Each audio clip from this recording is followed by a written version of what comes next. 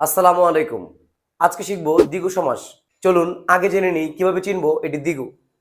আমরা জানি সমাসে দুটি পদ থাকে। দ্বিগু এর শুরুতে দ্বি রয়েছে।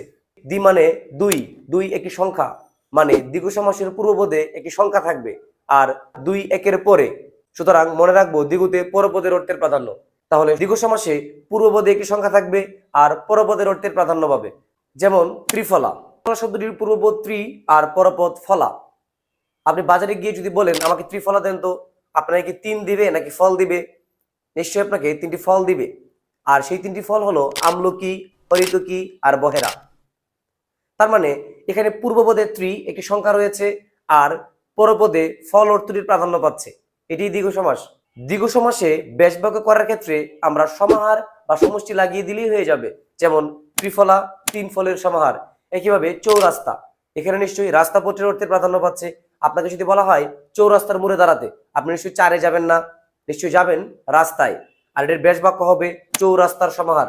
একইভাবে পঞ্চবটি, পঞ্চবটির সমাহার। ষড় ঋতু, এখানে ছয় না বুঝিয়ে বোঝাচ্ছে ঋতুকে, কিন্তু পূর্বপদে ছয় একটি সংখ্যা আছে।